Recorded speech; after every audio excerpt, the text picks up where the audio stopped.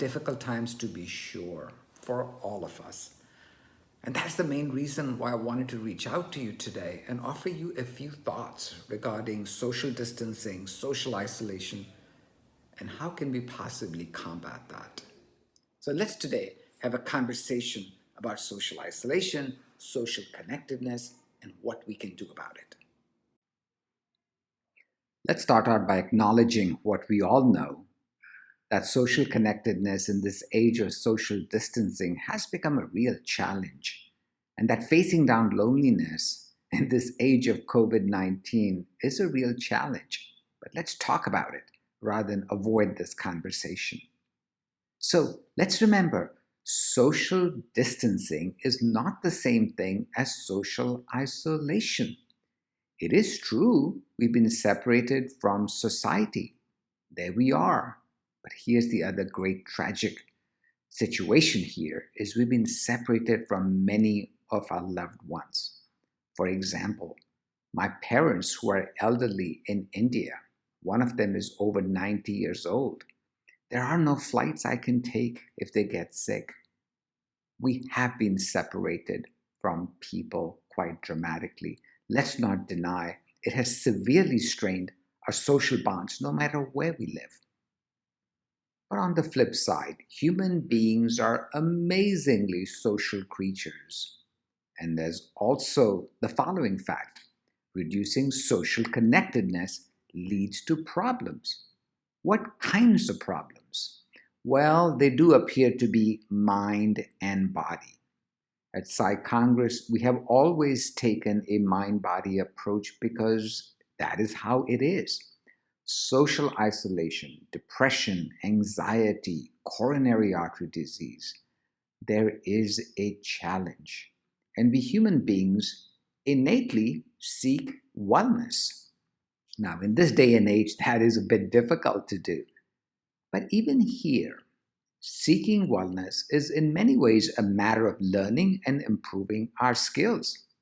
So when it comes to social connectedness, one of the skills, by the way, of improving our wellness, we can absolutely do it. Let's remember that social relationships that are filled with purpose, laughter, and fun are particularly good for us. So you might say, I want to improve my social connectedness. I want to teach my friends and family members to do it. And for that matter, I want to help my patients do it too. Well, here is what Sandra and I developed maybe a decade ago, and it's been a very useful strategy, which is the rule of 2 Qs, quantity and quality. Using this Q2 plan really does seem to maximize the benefits we receive from being socially connected. So what are these 2 Qs? And the first Q is this one: quantity. We really ought to think about increasing the quantity of social connectedness. Oh, sure, I hear you say this already, but I'm so isolated. I can't go out. I can't go to the mall. I can't go be with my friends. I can't go to, I don't know, my favorite music venue. Well, in a few minutes, we will talk about how quantity can be certainly enhanced even in this day and age. But the other Q is of great importance. They're both equally important. Quality. I think the thing to do is to not just think of how many connections we have made, but actually learn the art of deepening our relationship by sharing, listening at a level that perhaps we may not have done in a while. This is the day and age to sharpen our skills at social connectedness. And this is so true. And by the way, friendships are not just with friends. Friendships are with coworkers, with family members, even with our significant others. Wonderful quote we found: true friendship is like sound health. The value of it is seldom known until it is lost. And, these times have made us feel that they have been strained. But no, that's not the case. If we work on it, we can do things. But how do I work on it? So when life gives you and I lemons, what do? Well, we have an option. We can make lemonade out of it. So this is our goal. We will not allow social distancing to create social isolation or loneliness.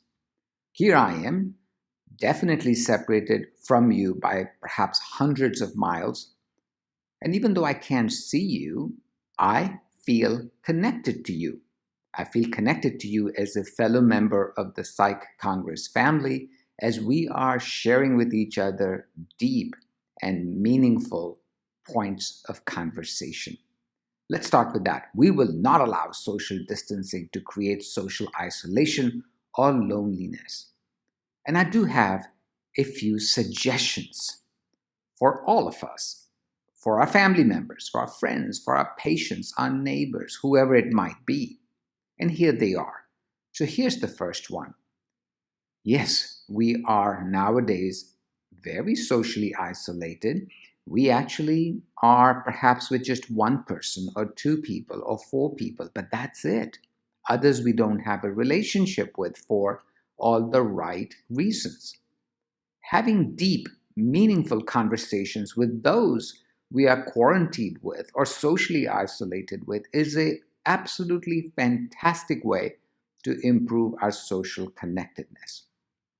But there are more tools in this day and age of technology. There are more tools. Here's another one I am really enjoying and using to the maximum in the last week, which is video conferencing with things like FaceTime.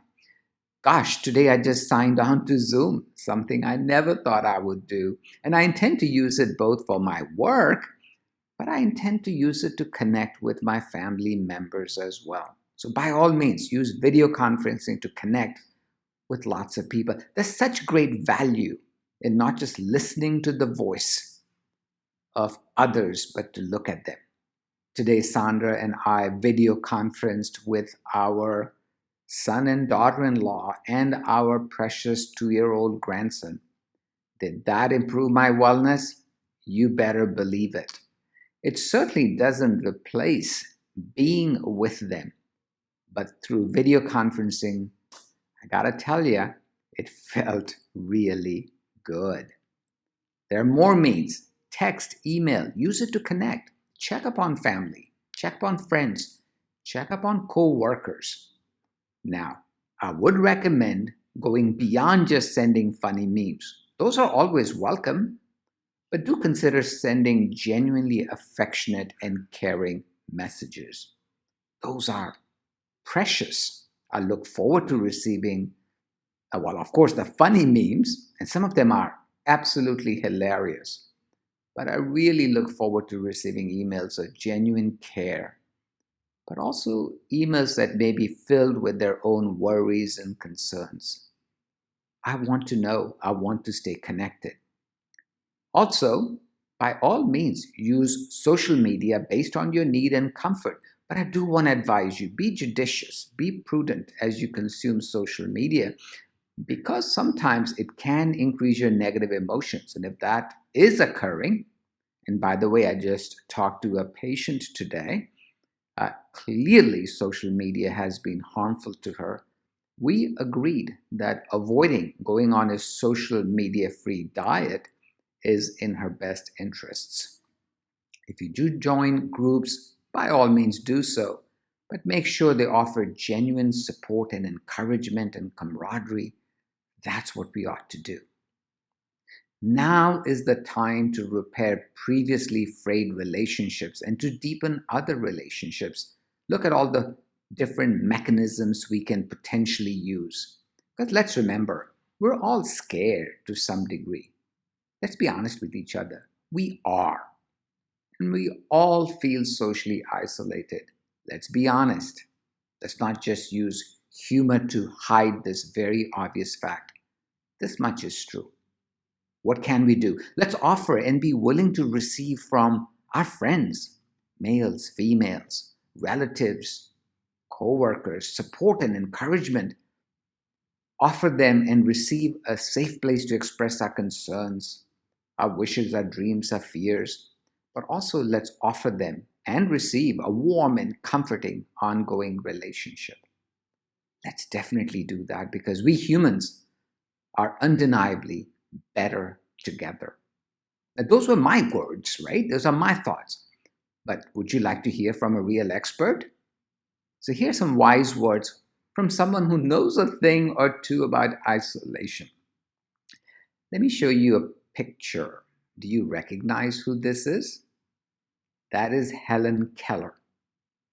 No denying, she knows a lot about, if you will, isolation from her senses, her sight, her speech, for example, her hearing. You would have thought she'd be a very isolated person and she would not know the clear advantages of friendships and social connectivity. But not true. Look what she said.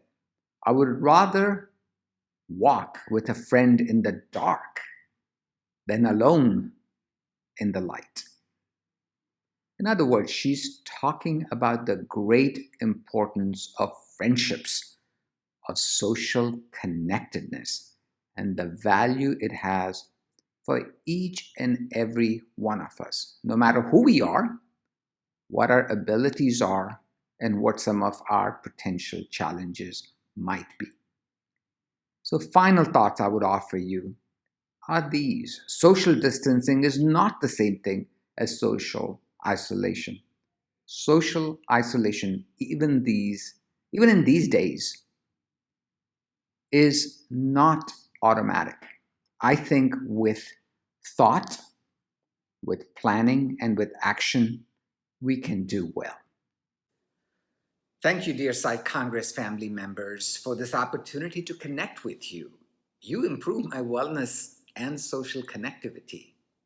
Sure, some of our live meetings are being rescheduled, but we will meet face to face soon.